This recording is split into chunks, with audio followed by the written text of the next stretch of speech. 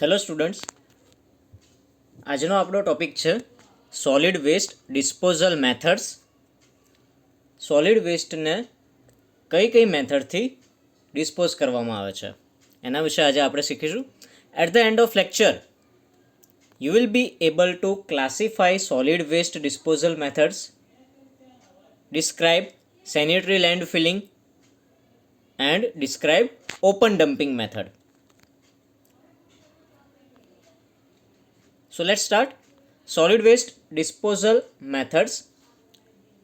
The selection of right method is complex.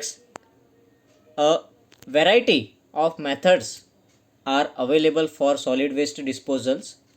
So the right method for solid waste disposal is complex. The method is selected in such a way that present requirements are fulfilled and future situations are anticipated. જે પણ method disposal માટે choose કરીએ એ મેથડના કારણે air, surface water, ground water કે પછી land pollution ના થવું જોઈએ. There are generally 4 methods for disposal. First one, open dumping, then sanitary landfilling, third one is incineration and last one is composting. આ લેક્ચરમાં આપણે સૌથી પહેલી બે મેથડ છે ઓપન ડમ્પિંગ અને સેનિટરી લેન્ડ ફિલિંગ એ આપણે દેખીશું. ઓપન ડમ્પિંગ એટલે કે ખુલ્લામાં જે પણ સોલિડ વેસ્ટ હોય એને આપણે ડમ્પ કરી દઈએ, ફેંકી દઈએ, એ મેથડને આપણે કહીએ ઓપન ડમ્પિંગ. જનરલી ઇન્ડિયામાં આ મેથડ યુઝ થતી હોય છે. Cheap and requires no planning. ઓપનમાં જે પણ સોલિડ વેસ્ટ હોય એને ડમ્પ કરી દઈએ એટલા માટે સસ્તી મેથડ છે અને કોઈ પણ પ્લાનિંગની રિક્વાયરમેન્ટ રહેતી નથી. It is a source of bad odour. ખુલ્લામાં સોલિડ વેસ્ટ ડિસ્પોઝ કર્યો હોય, ઓપનલી ડમ્પ કરેલો હોય, જેના કારણે ખરાબ વાસ આજુબાજુના વિસ્તારમાં રહેતી હોય. So it is source of bad order.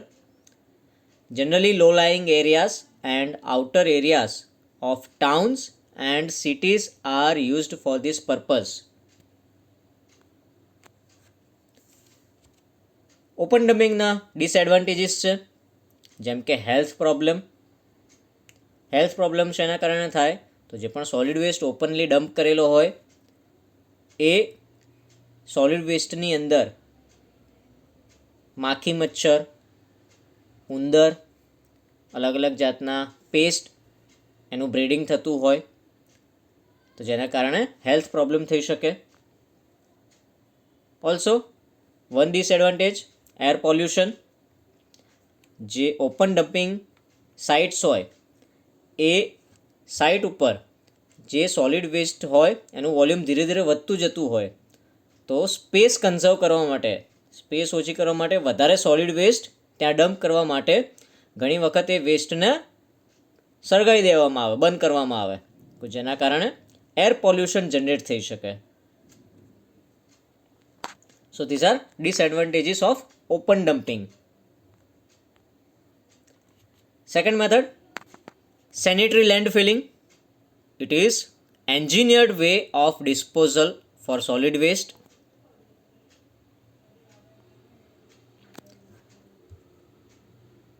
It is a method of disposing refuse on land without creating any nuisances or hazards to public health or safety. તો આ એક એન્જિનિયરિંગ મેથડ છે સોલિડ વેસ્ટ ડિસ્પોઝલની કે જેમાં જે પણ solid waste હોય એને એ રીતે ડિસ્પોઝ કરવામાં આવે કે જેનાથી કોઈ પણ જાતના હેઝાર્ડ, ન્યુસન્સ ક્રિએટ ના થાય, પબ્લિક હેલ્થ અને સેફટી ધ્યાનમાં રાખીને સેનિટરી લેન્ડ ફિલિંગ કરવામાં આવે.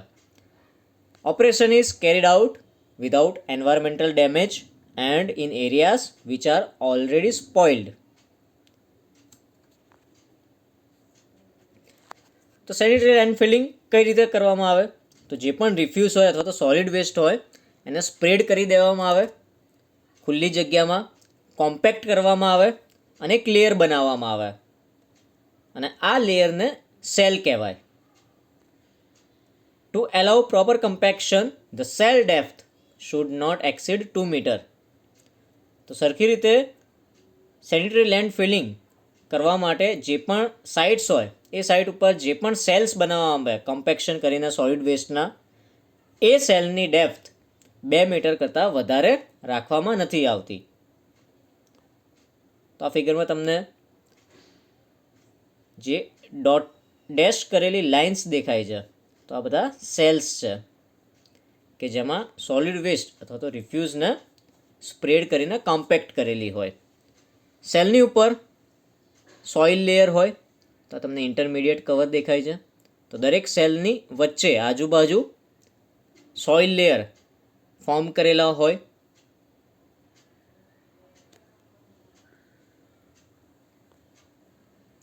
The cell is recovered with a layer of soil which is spread uniformly and it is compacted.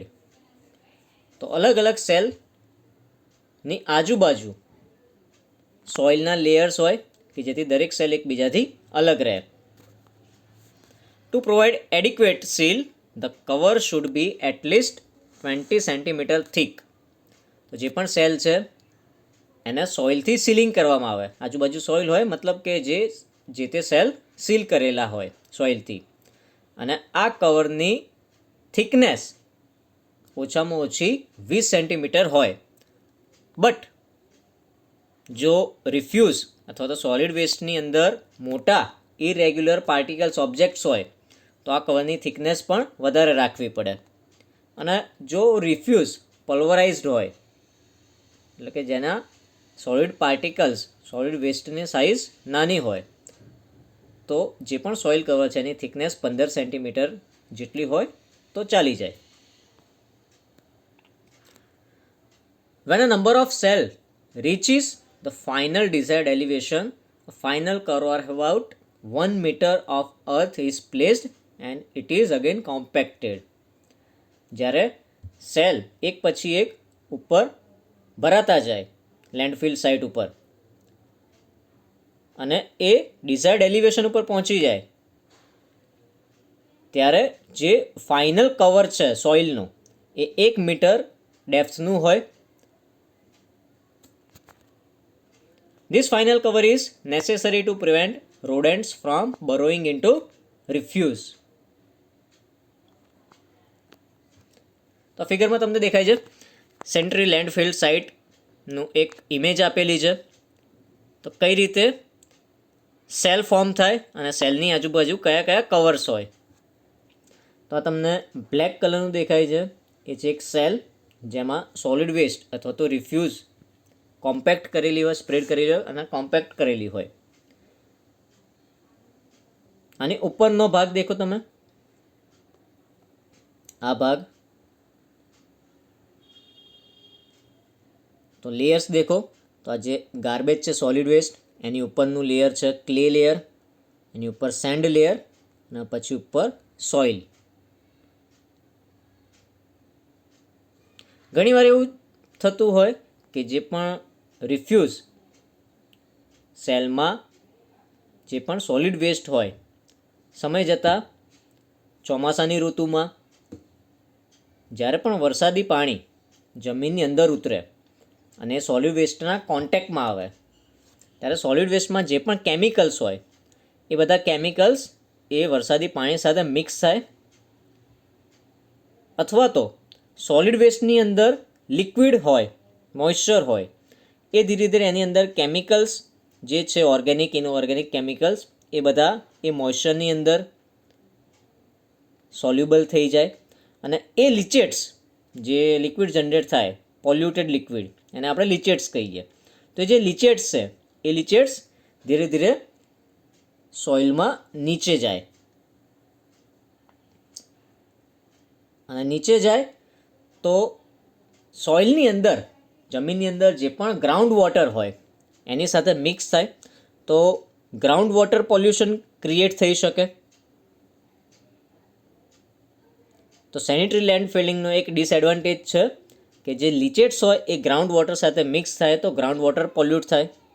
તો એના માટે શું કરી શકાય? તો જે પણ સેલ જનરેટ કરેલા હોય એ સેલની નીચે બીજા લેયર્સ ફોર્મ કરી શકાય. તો નીચેની ફિગરમાં તમને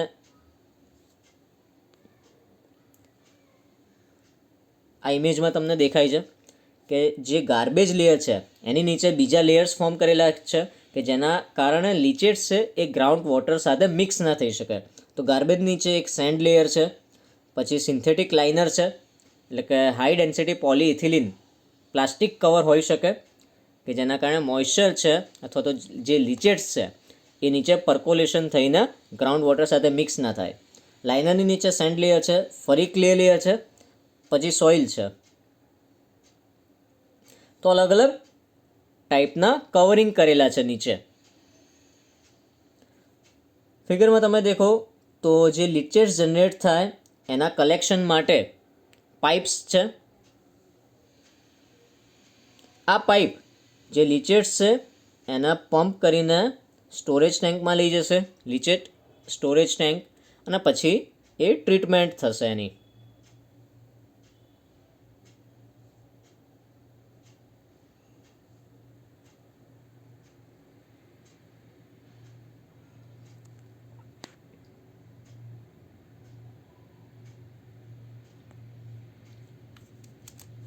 Sanitary landfilling is biological method of waste treatment.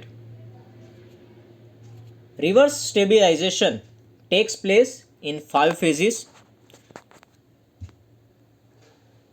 Sanitary land filling કર્યા પછી જે પણ સોલિડ વેસ્ટ હોય એ સોલિડ વેસ્ટમાં ધીરે ધીરે ડિકમ્પોઝિશન ચાલુ થાય. સોલિડ વેસ્ટની અંદર બેક્ટેરિયાસ હોય, માઇક્રો ઓર્ગેનિઝમ્સ હોય કે જે સોલિડ વેસ્ટનું ડિકમ્પોઝિશન કરે. તો સૌથી પહેલાં લેન્ડ ફિલિંગ કર્યા પછી, કવર કરી દીધા પછી ફર્સ્ટ ફેઝ ચાલુ થાય જેમાં એરોબિક બેક્ટેરિયા હોય કે જે ઓક્સિજન કન્ઝ્યુમ કરે. ઓક્સિજન કન્ઝ્યુમ કરીને જે પણ સોલિડ વેસ્ટ છે, ઓર્ગેનિક મટીરિયલ છે, એનું ડિકમ્પોઝિશન કરશે અને આ ફેઝમાં ટેમ્પરેચર ધીરે ધીરે ઇન્ક્રીઝ થશે.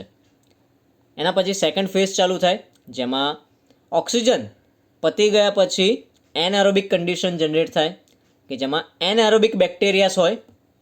એ એનએરોબિક બેક્ટેરિયાસ ઓર્ગેનિક મટીરિયલનું ડિકમ્પોઝિશન કરે, સોલિડ વેસ્ટનું ડિકમ્પોઝિશન કરે અને જેના કારણે હાઇડ્રોજન અને કાર્બન ડાયોક્સાઇડ જનરેટ થાય. સેકન્ડ ફેઝ પત્યા પછી ત્રીજો ફેઝ ચાલુ થાય જેમાં મિથેનોજેનિક બેક્ટેરિયાસ ફરી મિથેનોજેનિક બેક્ટેરિયાસ છે એ સોલિડ વેસ્ટનું ડિકમ્પોઝિશન કરે અને મિથેન પ્રોડ્યુસ કરે. ચોથા ફેઝમાં સ્ટેબિલાઇઝેશન ચાલુ થાય એટલે કે જે મિથેનોજેનિક પોપ્યુલેશન છે એ ધીરે ધીરે ઓછી થતી જાય. ચોથા ફેઝમાં અને ત્રીજા ફેઝમાં કાર્બન મોનોક્સાઇડ અને મિથેન જનરેટ થાય ડિકમ્પોઝિશનથી. અને લાસ્ટ ફેઝ ફિફ્થ ફેઝમાં જે મિથેનોજેનિક એક્ટિવિટી છે એ ધીરે ધીરે ડિક્રીઝ થયેલી હોય. ઓર્ગેનિક મેટર ડેપ્લેટ થઈ ગયું હોય, મોટાભાગનું ઓર્ગેનિક મેટર કન્ઝ્યુમ થઈ ગયું હોય બેક્ટેરિયાસ, માઇક્રો ઓર્ગેનિઝમથી, અને સિસ્ટમ છે એ પાછી એરોબિક કન્ડિશનમાં આવી જાય. Duration of each phase of land filling activity and degree of degradation varies with environmental condition and nature of refuse. તો અલગ અલગ ફેઝની જે એક્ટિવિટી છે એ શેની ઉપર ડિપેન્ડ કરે, અલગ અલગ ફેઝના ટાઈમિંગ શેની ઉપર ડિપેન્ડ કરે, ડ્યુરેશન. તો જે એન્વાયરમેન્ટલ કન્ડિશન છે એની ઉપર ડિપેન્ડ કરી શકે. સોલિડ વેસ્ટ અથવા તો રિફ્યુઝ કયા ટાઈપનો છે એની ઉપર ડિપેન્ડ કરી શકે. એડવાન્ટેજીસ. સેનિટરી લેન્ડ ફિલિંગના એડવાન્ટેજીસ તમે કમ્પેર કરો ઓપન ડમ્પિંગ સાથે. તો પહેલો એડવાન્ટેજ કે ઓપન ડમ્પિંગ ખુલ્લી જગ્યામાં થાય કે જેના કારણે પબ્લિક હેલ્થ પ્રોબ્લેમ થઈ શકે. પણ સેનિટરી લેન્ડ ફિલિંગનો એડવાન્ટેજ છે કે જે પણ સોલિડ વેસ્ટ છે એને જમીનની અંદર દાટી દીધેલો હોય સેલ બનાવીને, જો જેના કારણે પબ્લિક હેલ્થ પ્રોબ્લેમ મિનિમાઇઝ થઈ જાય. because flies, rats and other pests are unable to breed in covered refuse. Second, no air pollution from burning. Open ડમ્પિંગમાં એર પોલ્યુશન થાય બર્નિંગ કરવામાં આવે તો સોલિડ વેસ્ટનું, જ્યારે આમાં કોઈપણ જાતનું કમ્બશન બર્નિંગ નથી તો એર પોલ્યુશન જનરેટ ના થાય. અને ત્રીજું છે ફાયર હેઝાર્ડ્સ આર મિનિમમ. તો જે પણ રિફ્યુઝ સોલિડ વેસ્ટ છે એના કવર કરેલો હોય છે જમીનની અંદર, તો જેના કારણે ફાયર હેઝાર્ડ થવાના ચાન્સીસ બહુ ઓછા છે. Disadvantages of sanitary land filling. પહેલું છે ઓર્ગેનિક મેટર અથવા તો ઇનઓર્ગેનિક મેટર જે રિફ્યુઝમાં હોય પ્લસ જે પણ સોલિડ વેસ્ટ છે એનું ડિકમ્પોઝિશન થઈને જે પણ પ્રોડક્ટ્સ બને એ બધું જ વોટર સાથે મિક્સ થાય, રેઇન વોટર સાથે મિક્સ થઈને એ લિચેટ્સ જે જનરેટ થાય એ લિચેટ્સ પર્કોલેશન થઈને જમીનની અંદર ગ્રાઉન્ડ વોટર હોય એમાં મિક્સ થઈ જાય અને ગ્રાઉન્ડ વોટર પોલ્યુશન ક્રિએટ કરે. Second disadvantage, surface water pollution થાય. જો સેનિટરી લેન્ડ ફિલિંગ સાઇટમાં જે લેન્ડફિલ સાઇટ હોય એના બરાબર સિલેક્ટ કરવામાં ના આવે તો સરફેસ વોટર પોલ્યુશન ક્રિએટ થઈ શકે. જનરલી જે પણ લેન્ડફિલ સાઇટ્સ હોય છે એ સાઇટને પાર્ક, ગાર્ડન અથવા પ્લે ગ્રાઉન્ડ ડેવલપમેન્ટ માટે યુઝ થતી હોય છે. તો ફર્સ્ટ ડિસએડવાન્ટેજને કઈ રીતે કવર કરી શકાય, કઈ રીતે મિનિમાઇઝ કરી શકાય? તો જે ગ્રાઉન્ડ વોટર પોલ્યુશન થાય એ અટકાવવા માટે લિચેટ્સને ગ્રાઉન્ડ વોટર સાથે મિક્સ ના થવા દઈએ. તો લિચેટ્સ અને ગ્રાઉન્ડ વોટર વચ્ચે એક એવું લેયર ફોર્મ કરીએ કે જેથી લિચેટ્સ છે ગ્રાઉન્ડ વોટર સાથે મિક્સ ના થાય. જેના માટે plastic membrane, high density polyethylene use કરી શકાય. So this is solution four